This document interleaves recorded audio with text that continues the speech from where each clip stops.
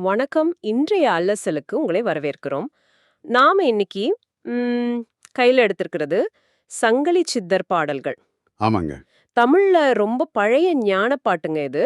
சுவாரஸ்யமான விஷயம் என்னன்னா, இது ஒரு மாதிரி கும்மி வடிவத்துல ஆனந்த பெண்ணேன்னு ஒருத்தரை கூப்பிட்டு பேசுற மாதிரி அமைஞ்சிருக்கு. ஆமா. அந்த நடை சுவாரஸ்யமானது.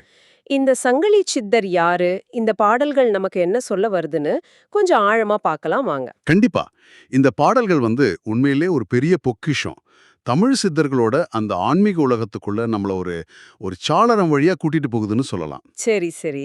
இதுல யோகம் பத்தி இருக்கு. அப்புறம் தன்னைத்தானே அறியறது, வாழ்க்கையோட அந்த நிலையாமை, இந்த மாதிரி ரொம்ப ஆழமான விஷயங்கள பேசுது. வெறும் தத்துவமா இல்லாம இல்ல, இல்ல. வெறும் தத்துவம் மட்டும் இல்ல. பக்தி, அப்புறம் நடைமுறை யோக பயிற்சி எல்லாம் கலந்த ஒரு வழிகாட்டுதல் இது. சொல்லப்போனா இது ஒரு ஞான பயணத்துக்கான ஒரு வரைபடம்னே சொல்லலாம். அறுவை. சரி, தொடக்கத்திலேயே பார்க்கலாம். முதல் 2 பாடல்கள்ல கணபதி, அப்புறம் புருவ மத்தியில இருக்கிற வாளை திருப்புரை அம்பிகை, அப்புறம் தன்னோட குருவான திருமூலர்னு ம். 3 பேர வணங்கி ஆரம்பிக்கிறார் சித்தர். ஆமா, இந்த ஆனந்த பெண்ணேங்கிற அந்த அழைப்பு பாட்டு முழுக்க தொடர்ந்து வந்துகிட்டே இருக்கு. இது யாழ குறிக்கிறதா இருக்கும்னு நீங்க நினைக்கிறீங்க? ஆமா. அது சித்தர் மரபுல இது ரொம்ப முக்கியம் பாருங்க. இறைவனையும் குருவையும் வணங்கி தொடங்குவது அவங்களோட வழக்கம். கணபதிய வணங்குறது எதுக்குன்னா மூலாதாரத்துல இருக்கிற தடைகளை நீக்கிறதுக்கு. ஓ, சரி. அப்புறம் அந்த புருவ மத்தி, அதாவது ஆஜ்யா சக்கரம், அத சிற்பரம், அதாவது மேலான ஞானவெளின்னு சொல்றது யோக பார்வையே காட்டுது. அங்க வாளை திருபுரைங்கிற சக்தி இருக்கிறதா சொல்றார். திருமூலரை குருவா ஏத்துக்கிறது அந்த பெரிய ஞான பரம்பரையை மதிக்கிறதா காட்டுது. சரி. அந்த ஆனந்த பெண்ணே ம். அந்த ஆனந்த பெண்ணைங்கிறது ஒரு நேரடி பெண் சீடரை குறிக்கலாம். இல்லனா பொதுவா ஆன்மீக பாதையில இருக்கிற சாதகரோட ஆன்மாவை கூட குறிக்கலாம். சில சமயம் பாத்தீங்கன்னா தன்னோட உள்மனதைய கூட அப்படி விழித்து பேசுறதும் சித்தர்கள் கிட்ட உண்டு. ஓஹோ! அப்படியா? சரி. அடுத்து ரொம்ப நுட்பமான யோக விஷயங்களுக்குள்ள போறாரு. 3வது பாடல்ல ஓங்காரம் தான் உடம்பு. அதுல இருக்கிற ங்கிற அந்த ஓசையற்ற நிலை தான் உயிர்ன்னு சொல்றாரு. கூடவே ஹ்ரீம், ஷ்ரீம் மாதிரியான பீஜ மந்திரங்களையும் சொல்றாரு. இதுக்கு என்ன அர்த்தம்? இப்ப பாருங்க, ஓங்கிறது வெறும் சத்தம் இல்ல. அது பிரபஞ்சத்தோட ஆதார ஒலி. சப்த பிரம்மம்னு சொல்லுவாங்க. அந்த ஒளியோட வெளிப்பாடு தான் இந்த உடம்பு, இந்த உலகம் எல்லாம். ஆனா அந்த ஓசைக்குள்ள இருக்கிற அந்த அமைதி, அந்த ஒளியற்ற நிலை தான் உண்மையான மூலம். அதுதான் உயிர் சக்தி. ம். இந்த பீஜ மந்திரங்கள்னு சொல்றது, ஹ்ரீமு, ஸ்ரீம் எல்லாம் குறிப்பிட்ட தெய்வங்களோட அல்லது சக்திகளோட சூக்ஷ்ம ஒளி வடிவங்கள். சக்தி வழிபாட்டில் இது ரொம்ப ரொம்ப முக்கியமானவை. ஒரு சின்ன மந்திரத்துக்குள்ள பெரிய சக்தியை அடக்கி வச்சிருக்கிறத அவங்க நம்புறாங்க. இது இன்னும் சுவாரஸ்யமா போகுது பாருங்க. 4வது பாடல்ல அ, உ, ய, சீன்னு சில எழுத்துக்கள சொல்லி, அது உடம்புல குறிப்பிட்ட இடங்கள குறிக்குதுன்னு சொல்றாரு. இதுக்கு உரையாசிரியர் பிராசாத யோகம், நடராஜ தத்துவத்தோட தொடர்பு படுத்துறதா குறிப்பு இருக்கு. இது கொஞ்சம் என்ன சொல்றது? சிக்கலா இருக்கே! ஆமா, இது கொஞ்சம் உள்நிலை யோக பயிற்சி சம்பந்தப்பட்டது. எப்படின்னா, ஆகரம் வயிற்றுக்கு மேலேயும், உகரம் அதுக்கும் மேலேயும் உருவாகிற ஒலிகள்னு ஒரு கருத்து இருக்கு. இந்த ஒலிகளை சரியா உச்சரிச்சு பயிற்சி செஞ்சா, அது புருவ மத்தியில இருக்கிற யாகார ஒலியோட சேரும்னு சொல்றாரு. சீகரம் மார்பு பகுதியோட தொடர்புடையது. ஓ! இது நம்ம உடம்புக்குள்ள மந்திர ஒலிகள் எப்படி பயணிக்குது, எப்படி சக்தியை எழுப்புதுங்கிறத பத்தின ஒரு வரைபடம் மாதிரி. நடராஜர் திருமேனியில கூட நமசிவாயங்கிற 5 எழுத்தும் 5 இடங்கள்ல இருக்கிறதா ஒரு தத்துவம் உண்டு. அதோட இதை ஒப்பிட்டு பார்க்கலாம். இது யோகத்தோட நுட்பமான ரகசியங்கள்ல ஒண்ணு. அப்படியா? அடுத்தது பாருங்க. 7வது பாடல்ல வாசி நிலை பத்தி பேசுறாரு. அதாவது பிராணாயாமம். ஆமா, ஆமா. அத சரியா கத்துக்கிட்டா, தேசி எனும் பரி, உள்ளொளின்னு சொல்லப்படுற குதிரை அது மேல ஏறி எல்லாத்தையும் தெரிஞ்சுக்கலாம்னு சொல்றாரு. பிராணாயாமத்துக்கு இவ்ளோ முக்கியத்துவம் பண்றாரே! நிச்சயமா, நிச்சயமா. வாசிங்கிறது சித்த யோகத்தோட இதயமே அதுதான் அப்படின்னு சொல்லலாம். இது வெறும் மூச்சை இழுத்து விடுற பயிற்சி மட்டும் இல்ல. அதுக்கு மேல பிராணசக்திங்கிற அந்த உயிர் ஆற்றல நம்ம கட்டுப்பாட்டுக்குள்ள கொண்டு வர்றது. சரி. அதை கொண்டு சுழுமுனைன்னு சொல்ற அந்த நடுநாடி வழியா மேல் நோக்கி செலுத்துற கலை இது. அந்த உள்முக பயணத்தை தான் குதிரை பயணத்தோட ஒப்பிடுறாரு. வாசிய வசப்படுத்திட்டா மனம் தானா அடங்கும், ஞானம் வெளிப்படுங்கிறது சித்தர்களோட ஒரு உறுதியான நம்பிக்கை. ஓ! புரியுது, புரியுது. 8வது பாடல்ல நந்திகோலு, உந்தி கமலம், சுவாதிஷ்டானம்னு சில இடங்கள சொல்றார். ம் 9வது பாடல்ல மணிப்பூரகத்துல திருமாலும் திருமகளும் இருக்காங்க. அத கடந்து போனா ருத்ரனும் ருத்ரியும் இருக்கிறதா சொல்றார். உரையாசிரியர் இத விஷ்ணு கிரந்தி, உருத்திர கிரந்தின்னு விளக்குறார். இந்த கிரந்திங்கிறது என்னது? நந்தி கொலுங்கிறது ஒருவேளை நந்தி தேவர் யோகத்தை உபதேசிச்ச இடமா இருக்கலாம். இல்லனா யோக பயிற்சியில ஒரு நிலையையோ சுழுமுனை நாடியில ஒரு குறிப்பிட்ட பகுதியையும் குறிக்கலாம். உந்தி கமலம்ங்கிறது மணிப்பூரக சக்கரம், நம்ம வயிற்று பகுதி. சுவாதிஷ்டானம் அதுக்கு கீழே இருக்கிற சக்கரம். சரி. இந்த கிரந்தின்னு சொல்றது நம்ம சூக்ஷ்ம உடல்ல இருக்கிற சில தடைகள் அல்லது முடிச்சுகள் மாதிரி. யோக பாதையில முன்னேறி போகும்போது இந்த சக்தி முடிச்சுகளை அவிழ்த்துட்டு போகணும். விஷ்ணு கிரந்தி, ருத்ர கிரந்தின்னு சொல்றது இந்த மாதிரி முக்கியமான தடைகளைத்தான். சங்கிலி சித்தர் பாருங்க ரொம்ப தெளிவா அந்த உள்நிலை உடற்கூறுகளை பத்தி பேசுறார். புரியுது. அப்போ இந்த சூக்ஷ்ம உடல்ல இருக்கிற தடைகளை தாண்டி போறது தான் யோக பயணத்தோட ஒரு முக்கிய நோக்கம்னு சொல்றீங்க. இது கேட்கறது வேணா எளிதா இருக்கலாம். ஆனா நடைமுறையில இது பெரிய சவால் இல்லையா? நிச்சயமா. அட சாதாரண விஷயம் இல்ல. அதுக்கு தான் குருவோட வழிகாட்டுதலும் விடாமுயற்சியும் தேவைன்னு சித்தர்கள் திரும்ப திரும்ப சொல்றாங்க. இந்த கிரந்திகளை தாண்டும் போது தான் அடுத்தடுத்த உயர்நிலை அனுபவங்கள் கிடைக்கும். அடுத்ததா நிலையாமை, பற்றற்ற நிலை பத்தி நிறைய பேசுறார். 5வது பாடல்ல இந்த உடம்பு பஞ்சபூதங்களோட சேர்க்கைன்னு தெரிஞ்சுக்கிட்டா உலகப்பற்று தானா நீங்கிடும்னு சொல்றார்.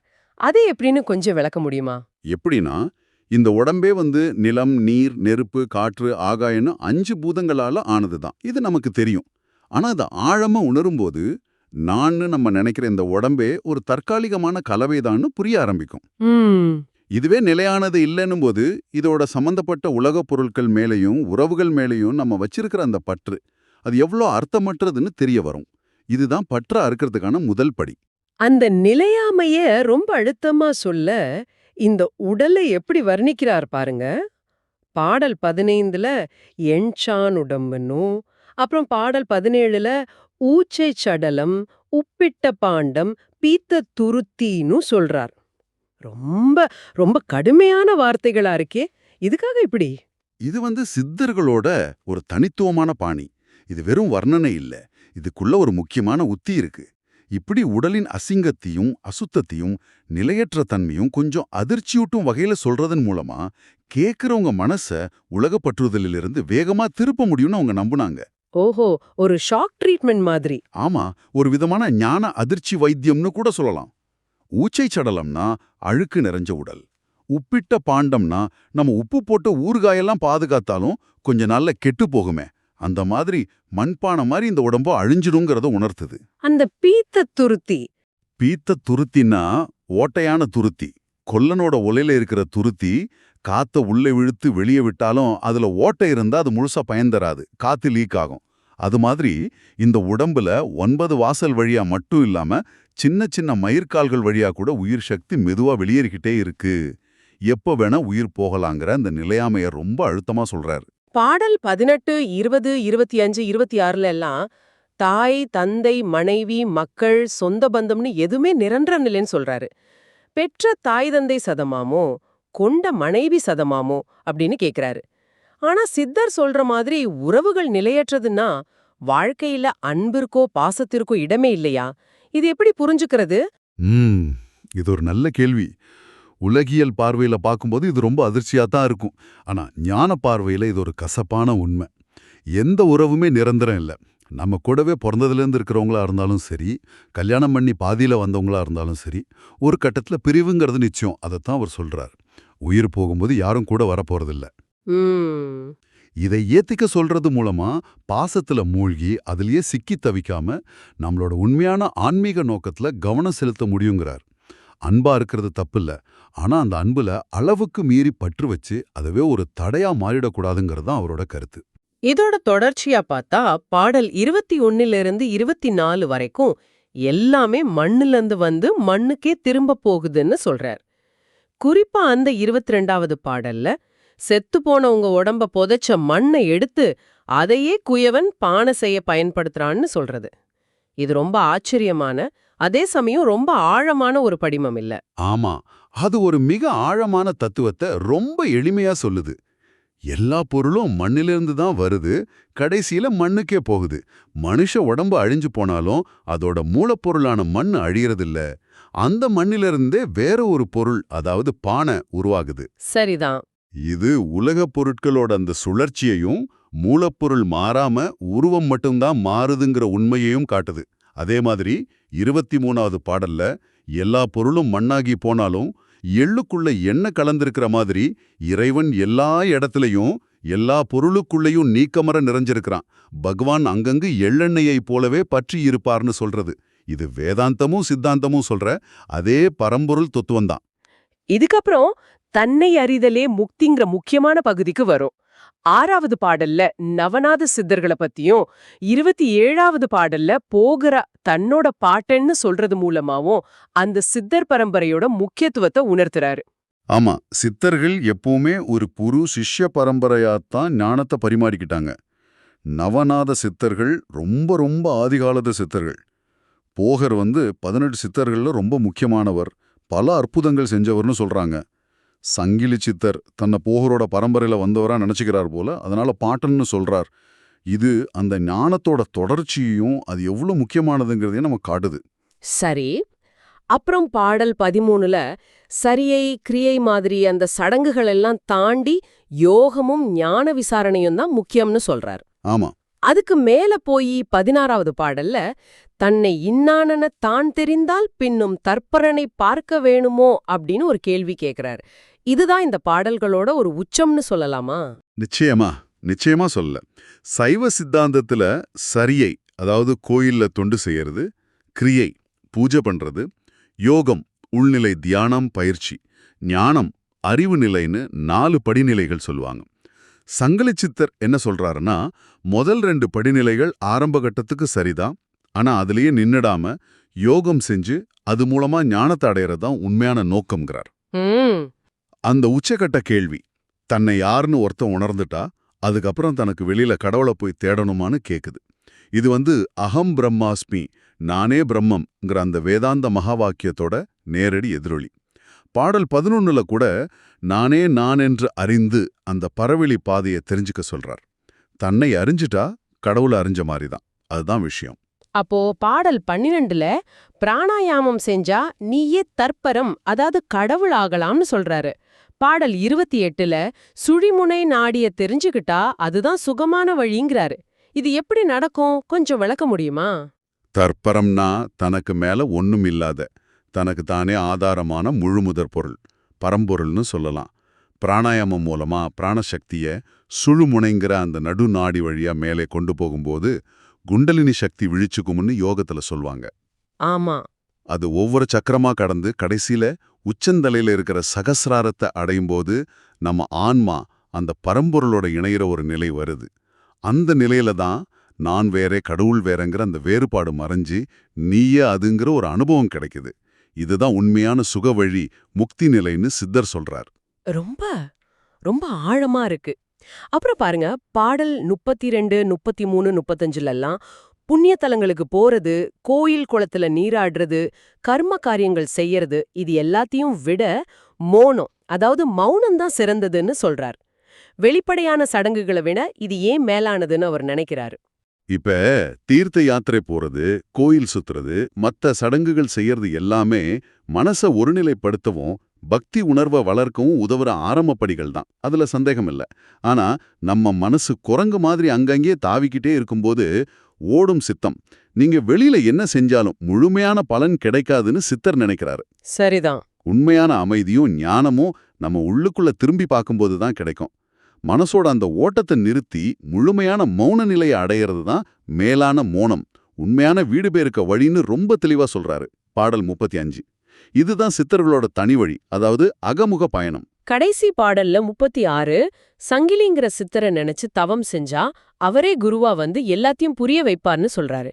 இது இவரோட பேரு சங்கிலி சித்தர்னு வர்றதுக்கு காரணமா, இல்ல இவரே வேற ஒரு சங்கிலி சித்தரை பத்தி பேசுறாரா? என்னவா இருக்கும்? இதுல பல கருத்துக்கள் இருக்கு. அவர் வணங்கின குருவோட பேரு சங்கிலியா இருக்கலாம், இல்ல அவர் வழிபட்ட தெய்வம் சங்கிலி கருப்பரா இருக்கலாம், அதன் மூலமா இவருக்கு சங்கிலி சித்தர்னு பேர் வந்திருக்கலாம். இல்லனா இந்த ஞான வழியே ஒரு சங்கிலி தொடர் மாதிரி உருவகப்படுத்தி அந்த வழியில போனா எல்லாம் விளங்கும்னு சொல்றதா இருக்கலாம். ஓ, அப்படியும் இருக்கலாம். எது எப்படியோ அந்த குரு அருளால தனக்கு ஞானம் கிடைச்சதுன்னும் அதே மாதிரி அவரை நினைச்சு தியானம் பண்றவங்களுக்கும் அந்த ஞானம் கிடைக்கும்னு ஒரு நம்பிக்கையை தர்றாரு கடைசியில.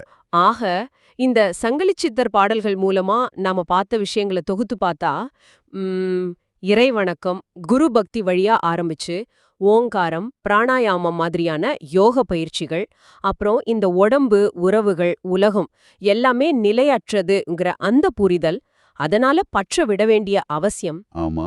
சடங்குகளை தாண்டி தன்னைத்தானே உள்ளுக்குள்ள தேடி அறியறது தான் உண்மையான ஞானம். அதுக்கு மௌனம் ஒரு முக்கியமான சாதனம். இது எல்லாத்தையும் இந்த பாடல்கள் பேசுது. அந்த ஆனந்த பெண்ணேங்கிற தொடர் அழைப்பும் அந்த எளிய கும்மி மெட்டும் இதுக்கு ஒரு தனி அழகை கொடுக்குது இல்லையா? இதை கேட்குற உங்களுக்கே இதிலிருந்து என்ன முக்கியமான செய்தி கிடைச்சிருக்கும்னு நினைக்கிறீங்க? நிச்சயமா. இந்த பாடல்கள்ல இருக்கிற கருத்துக்கள் மேலோட்டமா பார்க்கறதுக்கு இல்ல. தமிழ் சித்த மரபோட ஆழமான வேர்கள் இதுல நல்லா தெரியுது. இன்னைக்கும் பொருந்தி போற விஷயங்கள் நிறைய இருக்கு. குறிப்பா சொல்லணும்னா, வாழ்க்கையோட நிலையற்ற தன்மையை உணர்ந்து பந்த பாசங்கள்ல சிக்கிக்காம வெறும் வெளிச்சடங்குகள்ல மட்டும் நின்னுடாம பிராணாயாமம் மாதிரி உள்நிலை பயிற்சிகள் மூலமா மனசை அடக்கி நான் யார்னு பேட ஆரம்பிக்கிறது தான் உண்மையான ஞானத்துக்கும் விடுதலைக்கும் வழின்னு சங்கிலி சித்தர் நமக்கு வழிகாட்டுறார். அது ரொம்ப முக்கியமான பாடம். இறுதியா உங்களுக்காக, அதாவது கேட்டுக்கிட்டு இருக்கிற உங்களுக்காக ஒரு சிந்தனைக்குரிய கேள்வி. இந்த பாடல்கள் முழுக்கவும் சித்தர் ஆனந்த பெண்ணேன்னு யார கூப்பிடுறார்? அது ஒரு குறிப்பிட்ட பெண்ணானா, இல்ல ஆன்மீக பாதையில போற ஒவ்வொருத்தரோட ஆன்மாதானா, இல்ல இந்த பிரபஞ்சத்தையே இயக்குற அந்த பராசக்தியே அந்த பேர்ல சொல்றாரா? இதுக்கு நேரடியான பதில் பாடல்கள்ல இல்ல. ஒருவேளை இதற்கான விட உங்க தேடல்ல, உங்க அனுபவத்துல தான் கிடைக்கணுமோ என்னவோ.